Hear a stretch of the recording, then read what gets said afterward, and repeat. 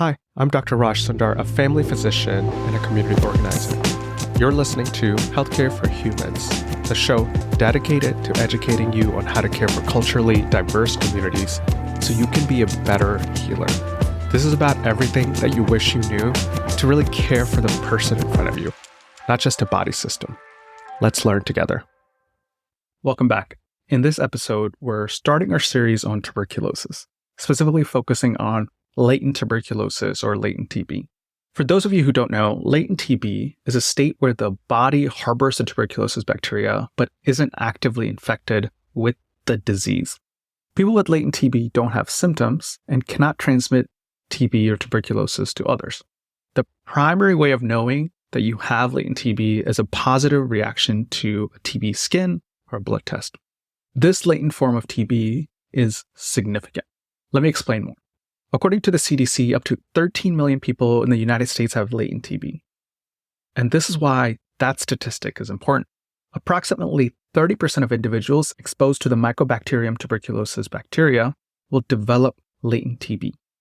Of those people, about 5 to 10% of healthy, immunocompetent individuals will progress to active tuberculosis disease.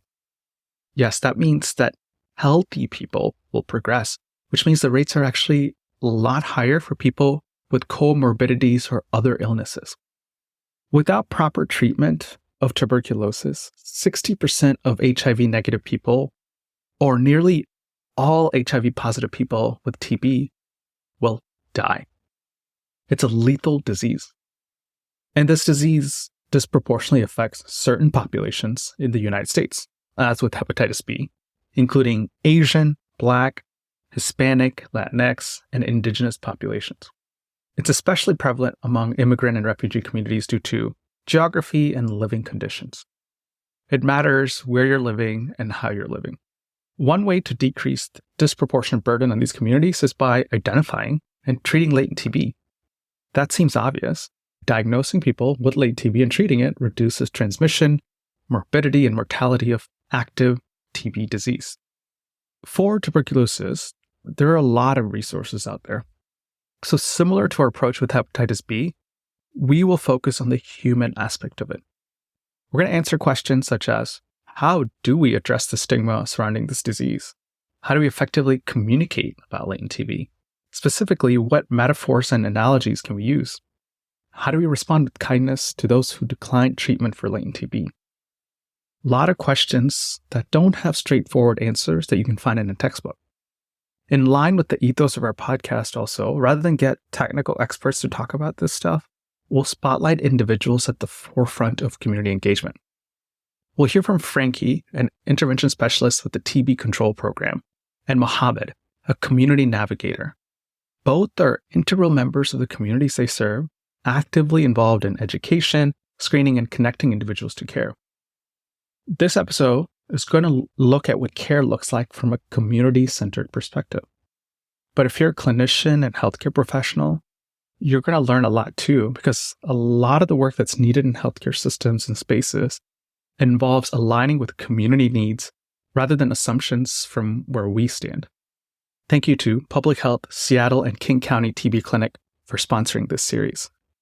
Here's the first episode of the series with Franky and Mohammed. Welcome to the show, Franky and Mohammed. Tell me about yourself and what work you do. My name is Franky Era. I'm originally from the Marshall Islands. I'm a disease research and intervention specialist with the TB Control Program at King County Public Health. And I lead a lot of our program's new efforts in community outreach and engagements to increase community awareness around latent TB infection and why it's important to get tested and also to get treated. Awesome. Thank you. This is Mohammed Akmosh. I am originally from Iraq. I came to the US as a refugee with my kids and my wife in 2016. Since that time, I've been working in the community in different roles.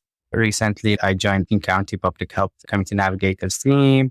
At that time, we were just responding to the crisis of COVID and trying to respond to the needs in the community and understand what kind of resources that will help. And I work within the community of Arabic-speaking families all over King County and connect them to resources, connect them to promote awareness or educate about different kind of like public health topics. Thank you. So definitely an important topic with tuberculosis. And I think specifically this idea of latent tuberculosis, which is what we're going to focus on today. I'm so happy to have you all here with your connection to the community, because I feel like there's such a big gap on understanding why we are not able to make the progress we want and keep communities safe with this specific topic sometimes. So the first question I want to start out with is talking about what is latent TB and why it's important. How do you explain it? How do you even introduce the topic? And how do you define it? So often we say, not everyone that gets infected with the TB bacteria gets sick. And because of this, two kinds of TB exist. The two kinds of TB are often referred as latent TB infection and active TB disease. A person with latent TB does not feel sick and cannot spread the bacteria to others. However, active TB disease may develop if the infection is not treated. In fact, active TB disease develops in 1 out of 10 people with latent TB. A person with active TB disease does not feel sick and can spread the TB bacteria to those close to them, like friends and families. I'm not sick, Franky, when you're telling me if I have latent TB. Does it really matter? You said 1 in 10, but when I was in my country, nobody ever talked about this. I'm trying to role play because I feel like people are still confused of, hey, I know about tuberculosis, but no one's ever talked about this. And who are these American doctors to tell me there's a new thing that I need to worry about? That's another thing, right? There's a lot of misconceptions about TB, and the fact that TB is no longer a problem is one, when in fact, we're still seeing TB all over the 50 states. So it's still pretty prevalent. In fact, we estimate that there's around 100,000 people in King County with latent TB infection, and out of about 100 of them develop TB disease, at least in King County specifically. What do you think, Mohammed? When we go in these events and we talk to people, most of the times people also talk about like latent TB. The main misconception is that they don't need to seek treatment for latent TB. And I believe in most of the countries, like where refugees and immigrants come from, latent TB is prevalent and less control in certain countries. That's something that we are trying to promote among families that we talk about, like talking to their doctors, to the providers about screening. Is something very important to be aware of if they have latent TB or not. Yeah. I think it's a good point to transition to our next question of why is there such low rates of TB screening? I want to say that there are communities with pathways to TB screening in place. So when arriving in the U.S., these pathways are already in place that allow them to access TB screening. However, even though there are these pathways, inadequate support often exists within these pathways, and people often fall out of the care cascade at some point. And what we've noticed is that it's often after a positive QFT where people have a hard time following up for a chest x-ray. Even within these designated pathways, there's often inadequate support, so inherent barriers. And I think a lot of it is there's limited understanding, differences between latent TB and active TB disease. There's a lot of stigmas that prevent folks from following up, completing the care, a lot of mistrust as well. Yeah, tell me about the stigmas and mistrust. What is that? What do you hear? So it depends. I know for the Marshallese community, there's limited understanding on how to navigate the healthcare system. So in the Marshall Islands, there's pretty much one facility where you go to seek care, right? And that's what we're familiar with. So if we're here in the US, it's very unfamiliar for us to get referrals, to go to different specialists and different buildings for these different tests and follow-ups. We just get lost and don't even try to do it because we don't understand where to go. What about you, Mohammed? We hear from people when we meet and talk about TB. There are several misconceptions and fears about TB, which can vary across like different communities. Some people believe that TB vaccine can protect them against infection or like the development of active TB disease. Some people think TB is something like a person develops with age and hard labor. Some think that TB is cured with time, with no medications needed. Some people think that it's an indication that they have done something wrong. Or even there are like fear that TB diagnosis means like they are getting deported because like their immigration status rely on certain things. Also, people say people die from treatment regimens. There are several things that we hear from the community that prevent people from seeking TB screenings. Yeah, I hear it. As both of you are saying, each community and individual has their unique reasons. How do you navigate that? Because it seems like for the Marshallese community, there's a reason. For the Arabic community, it could be specifically for the Iraqi community, that could be something. For the Somali community, there's something else. How do you navigate all the differences to ultimately get people to first get the lab test to see if they have latent TB? I would say using different approaches depending on the community to share TB information. Mm-hmm. Some communities prefer to have a healthcare provider addressing the stigma or a provider from their own community that they trust and they can trust talking to them about it. And some communities look for trusted messengers who look like them, like community mediators or like advocates who belongs to them. And some families seek from their younger family members to educate them and to inform them about what is there about TB. I believe clinicians should also normalize TB, include TB when providing health screenings. Yeah, that makes sense. Franky, anything else? I think a big thing would be to ensure that patients understand the difference between latent TB and active TB disease. Many folks believe that a latent TB diagnosis means that they have the disease and are infectious. And these are also reasons that there is hesitancy in latent TB care in communities that don't have these TB screening pathways in place upon arrival. Reassuring patients that their information is private is also important. Yeah. If I'm a clinician, how should I approach it? What if a patient comes to me in a clinic visit? How do I first approach the topic? Because we have 15, 20 minutes. And I think it's always hard when there's not adequate background info and you don't know what mistrust and cultural beliefs people carry. What have you found the best clinicians do that you've noticed that other people should model or replicate? From my side, I would say collaborating with folks from the patients' communities to learn about the barriers and strategize on how to address them. Just learning from the community, like what is the best way that they do this. Having also diverse staff from the same communities would help a lot because this will make the environment a little bit feel safe for the patients to talk about. Also avoid relying on family members to do interpretations or things like that. Yep. I definitely agree with Mohammed. Develop communication strategies with community representatives that understand the culture, TB, and healthcare system is the ideal scenario, right? However, I feel like a lot of clinicians see patients without having access to any community representatives who understand the culture. Other cultural resources like Ethnomed. Ethnomed is an online resource and a great source for social and cultural details relevant to clinical care. In fact, our program is currently partnering with the Ethnomed team and Mohammed's team, the Community Navigator team, to create TB-specific cultural profiles. And there's plans to post them on their website pretty soon. Ethnomed.org is a good backup for clinicians who do not have a community representative available.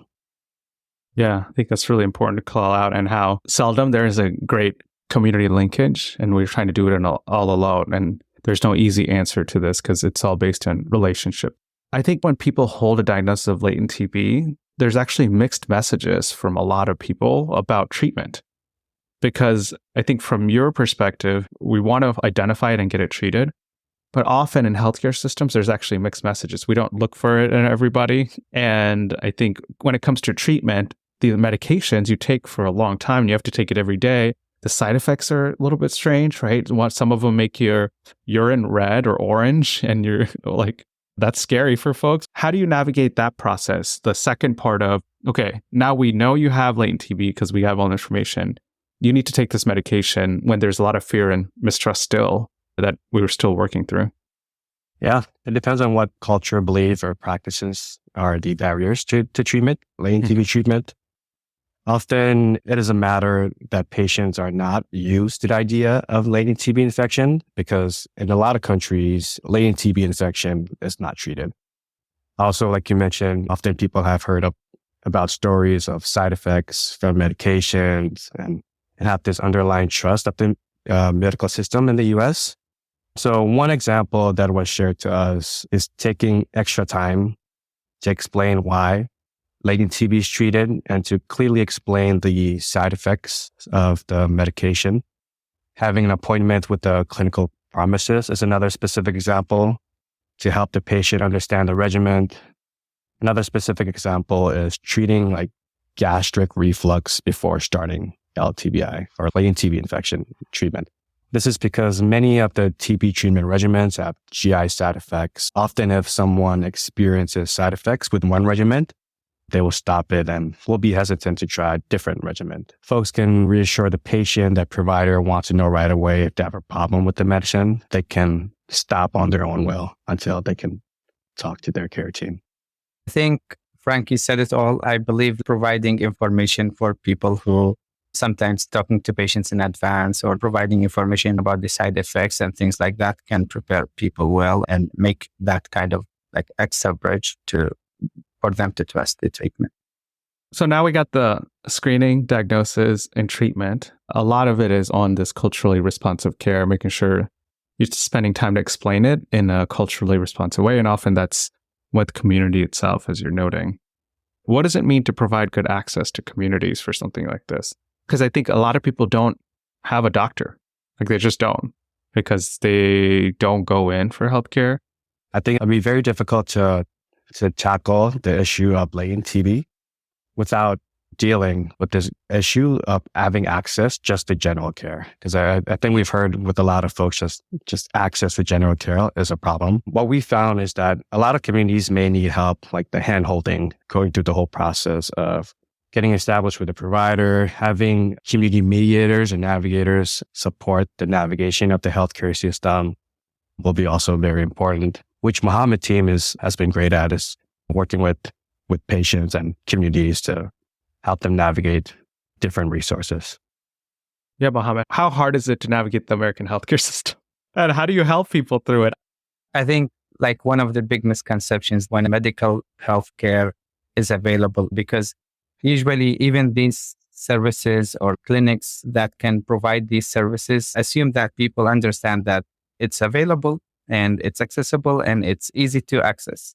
I believe like working closely with communities, like relying on things like mobile, like dynamic outreach that can be available and accessible at the community's spaces, tabling at certain places that has been never like a traditional way to reach out to communities, like faith-based places or community places where it's not necessarily a space that's coming for like medical awareness and education kind of outreach. Working closely with community leaders and listening to communities, providing that kind of accessible information, like we have done flyers and some video content or some coloring activities about TB for kids. For these kind of things really help people learning about TB in an accessible way that is fit to like their level of literacy, level of interest, and the ways that they engage. Each community engage differently. I love this idea of the materials that you talked about, like coloring books. Tell me a little bit more about these different materials, because I think people also don't realize the diversity of types of education materials we need. Because sometimes we just say, oh, flyer's enough, right? Here's a flyer about latent TB. Okay, pass it out in your community and then come to the screening next week. But I don't think that's effective. First thing we want to do is have them available in many different languages as we can. Use a lot of visuals is what we've heard. making sure that the language is simple language, avoid jargon, avoid very technical words when we're creating our materials. Like you said, for some folks, flyers just don't work.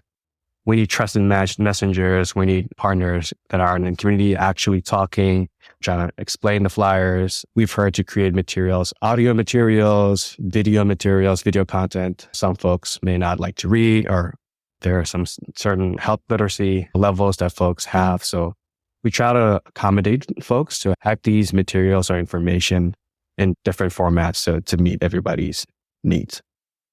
Yeah. I find that latent TB really comes into people's attention in even more specific communities like daycares, right? We have a lot of people who are wanting to start daycares or working in living facilities, right? That's perfect, because that kind of reminds me. So for the Marshallese community, it's been brought up, this hesitancy around TB care or latent TB treatment. And when we highlight that specific benefit that treating latent TB prevents active TB disease, because active TB disease can spread the bacteria to those close to you, like families or friends, especially little kids. We notice that folks have this change where they're more likely now to get treated for latent TB infection. I think that's a good point to bring out, is that benefit of protecting kids as treatment, LTBI treatment to prevent TB disease, to protect kids. Yeah, Mohammed, do you feel like what resonates with that? I think you work with the Arabic community, am I right? I think we talked about the misconceptions. Like one of them is that treatment can be really dangerous or can kill people. Promoting the appropriate information from experts in a language that's, as Franky said, that's simple, that fits to the level of literacy and level of engagement. Sometimes it's better to engage like the whole family about the treatment options, about the treatment side effects, and educate them more about, like in our communities, it's a family thing, like to discuss it. Like when it comes to health, personal health or something, it's a whole family decision. Like everybody is engaged and talk about it. So if that's possible, when we did workshops promoting awareness about what is TB, what is latent TB, what's treatment and things like that, people start asking questions. What is that? And I also noticed some families, like it's 3-4 people attended from the same family, just want to, like, they all are engaged learning about this, like concerning issue. So it's a collective effort where everybody is engaged and talk about it. And after even like the workshops, we have here like lots of questions, and we receive like lots of calls and text messages about this and that, and lots of feedback. I think what we have done through workshops, even going to like schools, so kids were like really engaged, and they were like, we will take this message to our parents, providing a narrative that is appropriate to each and every culture in their language, and trying to talk to folks in a way that's friendly, I would say, that can help create that safe environment to discuss these topics. Yeah, definitely. Just imagining being in a community where you're hearing maybe your friends say something different than Mohammed, who came in and said something different. And I feel for patients who are trying to figure out, is this treatment dangerous or not? My friend says it is. Somebody on Instagram just posted it is too.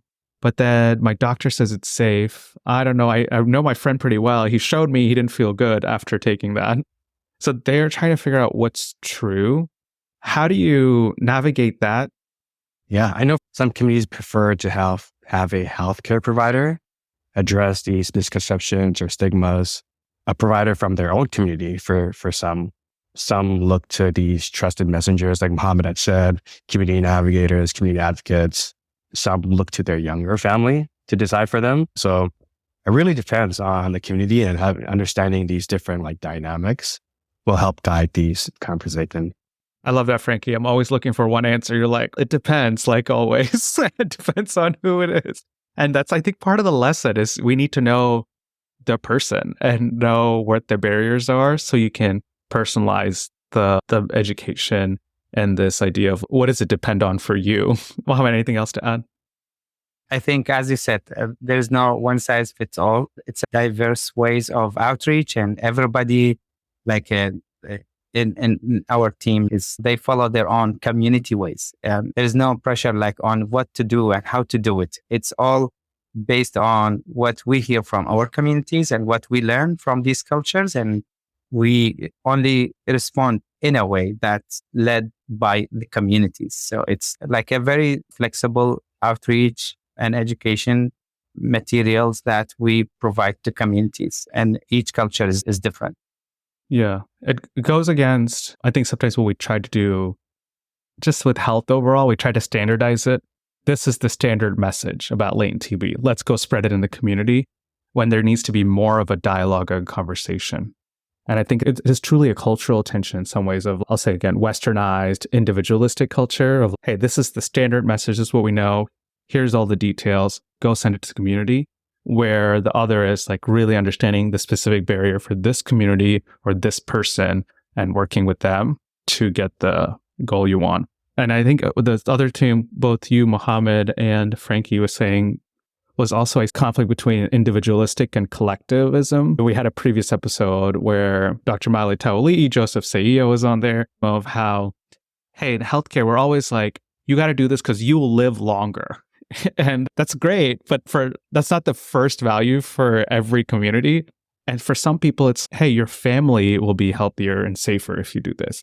And that's sometimes a better speaking point than just saying, you're going to live healthy by yourself kind of thing, this idea of individualism. And I think same thing with Mohammed, what you were saying of, hey, we're going to make a decision with the family. When I think in American healthcare, we have all these HIPAA laws. Hey, Mohammed, you're not going to share anything I tell you today with anybody in your family, and you're going to make this decision for yourself, right? And I think that's not how it works either. I think a message that came out from both of you was having trusted messengers is helpful. Either clinicians that look like you or community navigators. I want the same thing.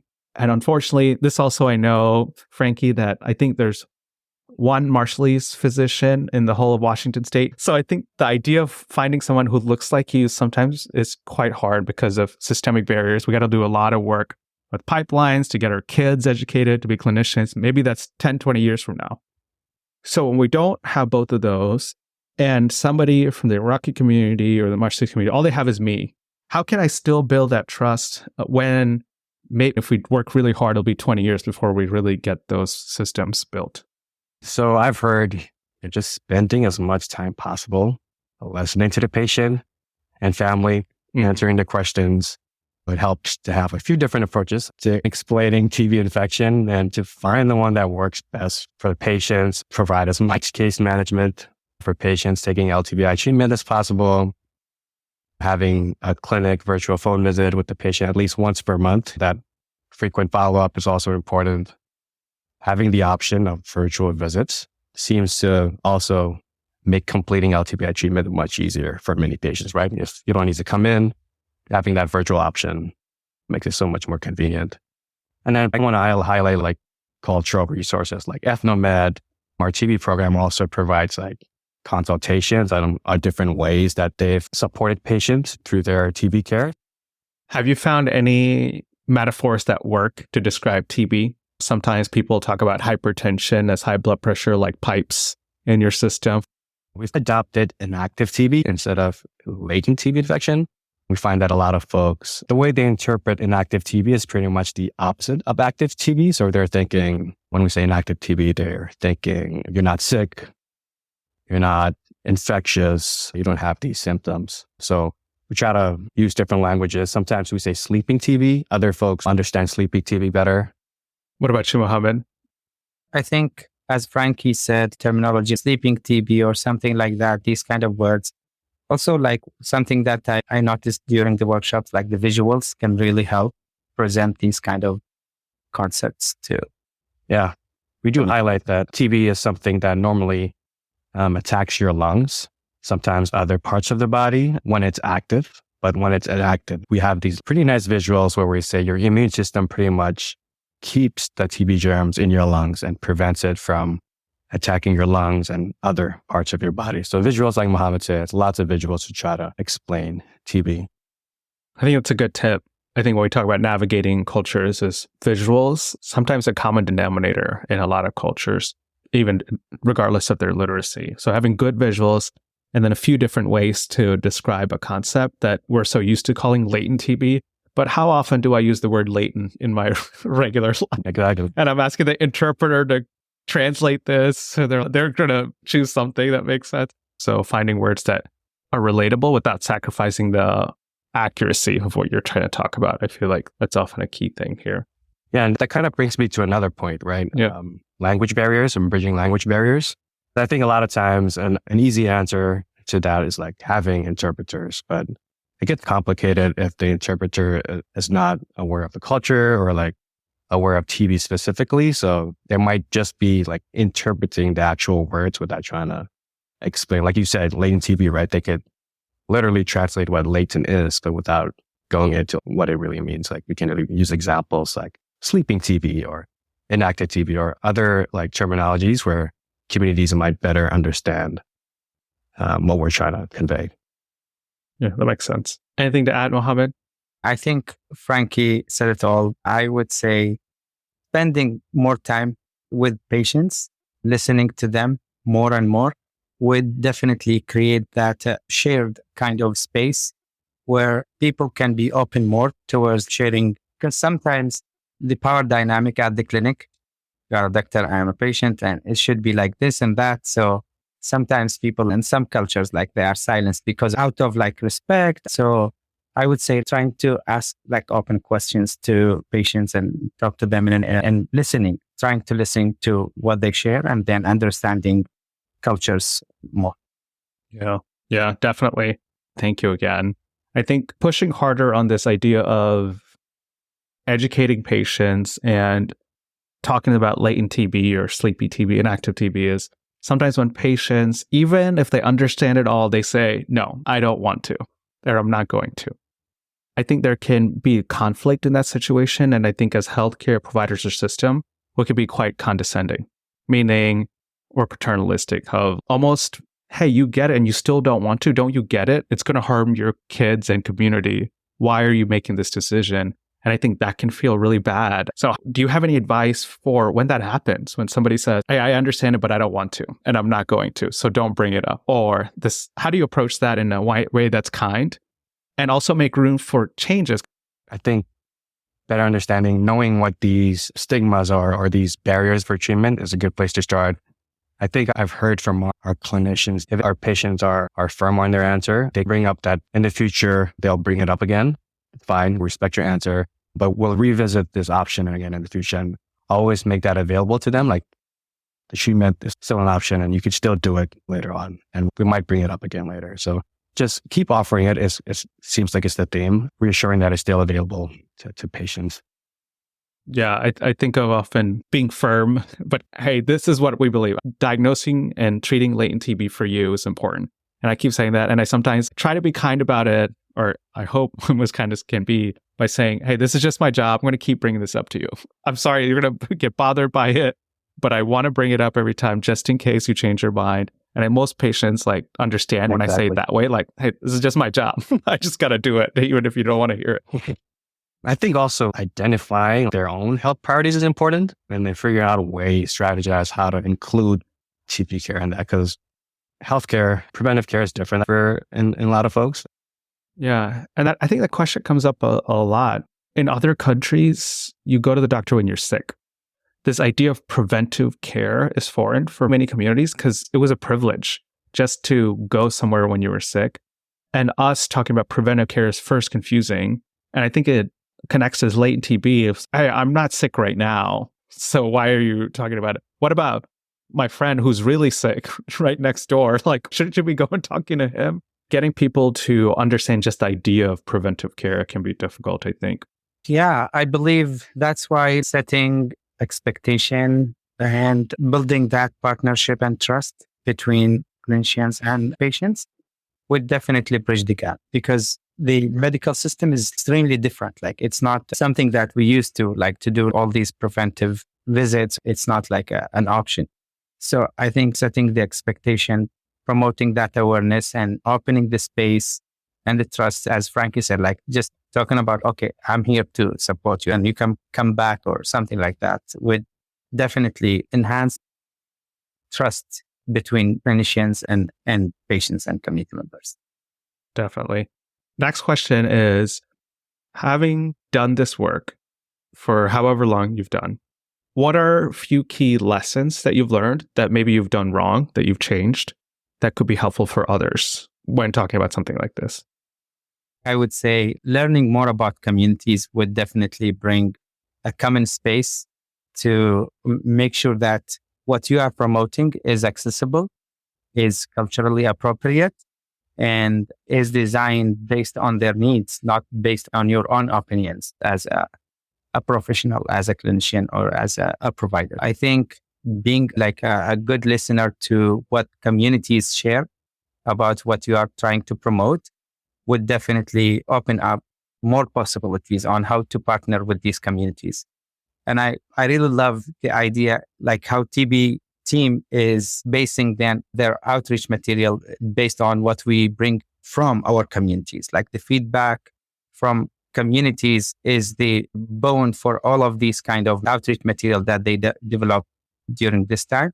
And I love this because most people are really, I want to do this. All of these kind of concepts is pretty much common, but being more open to multiple different diverse cultures is definitely fruitful in terms of bring the result that you want to get when you partner with these communities. Because most often our underserved communities keep that kind of traditional way that professionals tend to do things. As you said at the beginning, it's just, here's the flyer. That's all. You print the flyer. You think that this is like all that you need to do. But like, how about talking to people while handing out the flyer? How about adapting your flyer to certain cultures? How about bringing that visual aspect or vocal aspect into your outreach? How about being mobile and being willing to attend to access like certain community spaces that you don't usually go to? All of these things are really lessons that me personally, I think valuable for me to learn. Yeah. Thank you. Yes, I think since the start, we've collaborated with the Community Navigator program, Mohammed's team, to strategize and implement ways to reach different communities around latent TB infection. So they've been guiding us through the whole thing. And it's hard for me to say what didn't work because I feel like we're doing it right. We're having community representatives lead us and make these choices on how to reach different communities around different latent TB infection. I guess if I were to think of things that we could improve on is when we're out in the communities and we're talking about latent TB infection is to be aware or to realize that we shouldn't be there to force this idea of latent TB treatment on people, because I think for a lot of folks, TB may not be a health priority. So one thing that I've learned is that we should go in and be open-minded and try to understand these health barriers or health priorities that community have, and ways to strategize to support them, because that'll be the only way for us to tackle TB is if we're helping folks with their other health priorities. That makes sense. Thank you. That was great. So last question is, have you had any personal experiences with clinicians or healthcare systems that worked really well in a culturally responsive way for your identities? I think what I've noticed with our program, the TB control program, is I've seen situations where our clinical team, I want to say, goes the extra mile for patients, especially patients in my community. I've seen that happen where some folks might have transportation barriers to get to our clinic for certain tests like blood draws and other situations. I've seen situations where our team makes an effort to go out to people's homes, to the home visits, draw their blood, and then bring the specimen back to our lab or our clinic. Other situations where when transportation is an issue, they offer that option to cover transportation needs. So I think in adapting and being culturally responsive, and it's never just going to be one thing, and try to figure out ways to meet the community importance. So in those ways, I've seen it happen with our clinic. Similar to what Franky shared, I think most of the time, like at the clinic, providers tend to focus on like the clinical, which is understood, clinical aspect of health, which is the lab or like the lab result or like health issues that community members have. But I think if we shift the focus on things that are non-clinical, like as Franky shared, transportation, access to healthy food or insurance issues or other things that occupy people's minds before talking about their health. This is more important than talking about this or that. So understanding the challenges when it comes to their daily lives, accessibility issues, things that are related to especially immigrants and refugees. It's a huge journey. It's a huge shift in terms of their lives. So they are overwhelmed with things that may not be a familiar kind of issues in other people's lives. Yeah, that makes sense. Thank you again, Franky and Mohammed, for coming on the show. Thank you so much for having us. Yeah. Thank you for the opportunity. Thank you so much. Thanks again, everyone, for joining me on another episode of Healthcare for Humans. If you liked this episode, as always, my ask to you is please share it with one other person and go to healthcareforhumans.org to sign up to be part of the community. And lastly, thank you to Tessa Chu for helping co-produce this podcast. I'll see you next time.